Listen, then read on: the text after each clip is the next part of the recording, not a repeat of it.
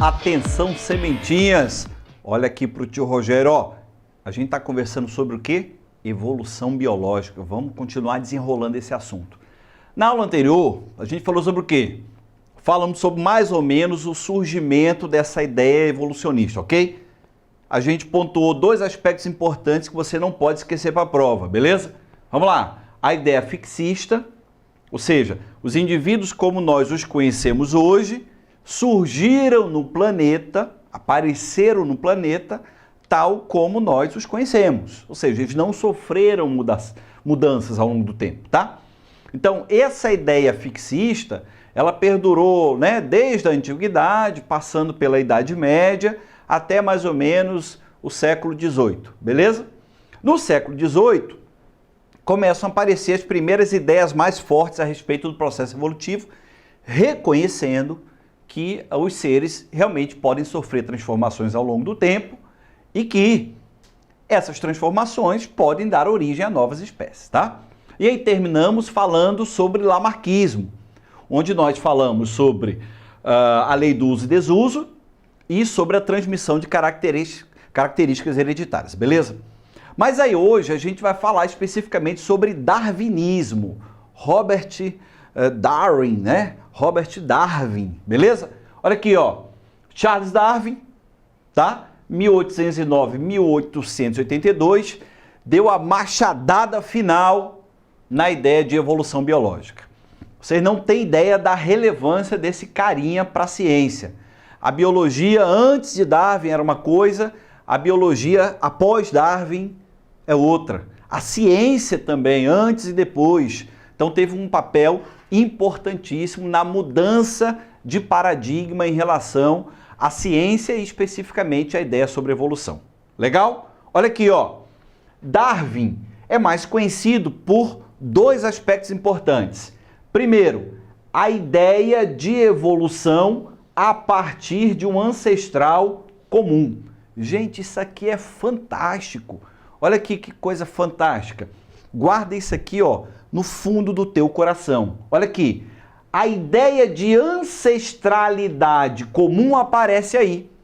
Então, ó, a primeira árvore da vida, tá? Foi representada lá nos alfarrábios de Darwin. Então ele vem aqui, ó, o ancestral 1, o ancestral de todos, e a partir dele o aparecimento de novos indivíduos, portanto, novas espécies. Isso aqui é fantástico, gente. Isso aqui é maravilhoso. Então, a ideia de evolução a partir de um ancestral comum aparece em Darwin. E, obviamente, né, em 1838, o conceito de seleção natural aparece. Nessa ideia de seleção natural, a gente tem os organismos, atenção, mais adaptados, mais bem adaptados ao meio, tendo maiores possibilidades de sobreviver. Então me responda uma coisa, cara. Olha aqui, sementinha.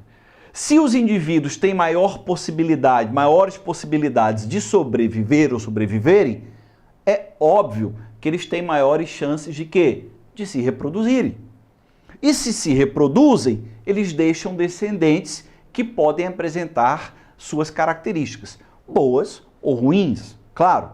Então, a tendência é que, melhorando a tua capacidade adaptativa, você tende a sobreviver por um tempo maior, a ser selecionado positivamente pelo meio ambiente e, obviamente, gerar descendentes, se reproduzir, óbvio, né?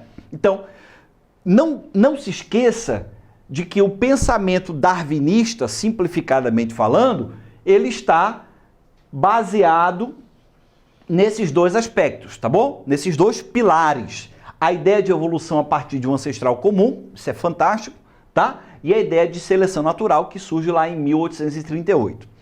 O que acontece então?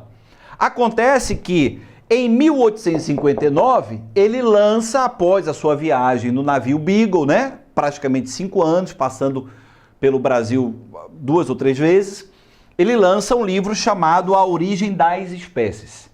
Aí uma bomba nuclear cai em termos de ciência, abalando as estruturas fixistas, retrógradas referentes ao surgimento do homem, dos seres vivos e do seu processo evolutivo.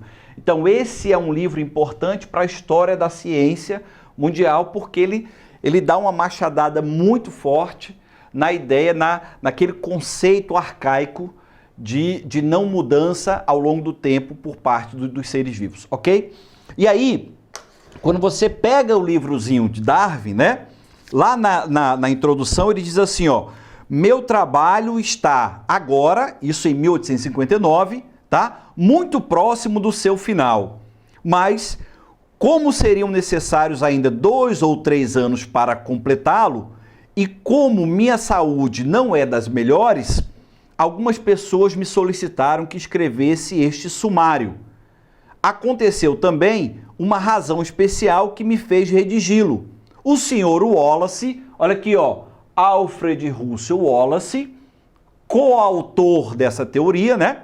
Atualmente no arquipélago malaio, estudando sua história natural, obteve conclusões gerais a respeito da origem das espécies que são quase idênticas o quê?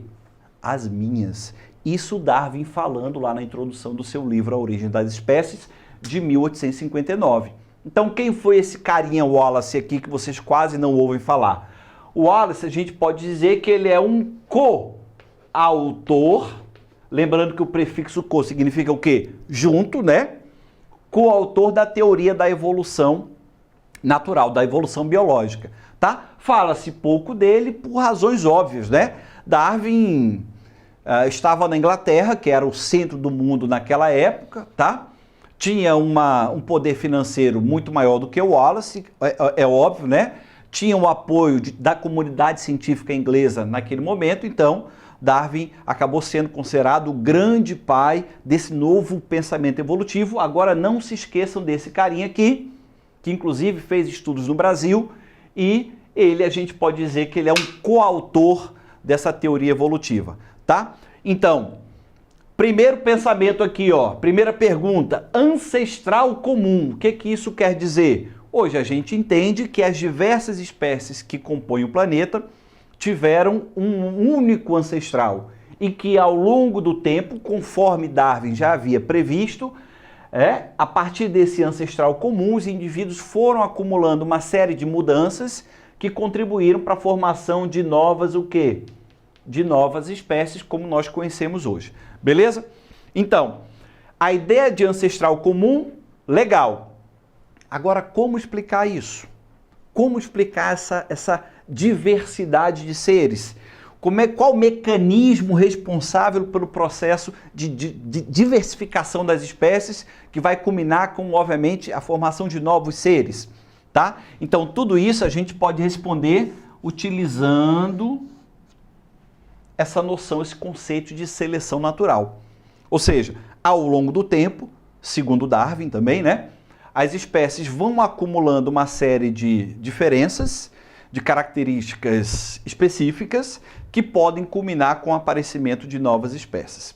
Então é óbvio que existem fatores que vão contribuir para isso, que a gente vai falar depois, beleza? Como fósseis e etc. Mas a ideia de seleção natural é super importante. Então, quando cair uma questão na tua prova fazendo referência ao darwinismo, a Charles Darwin, ok? O que vai acontecer?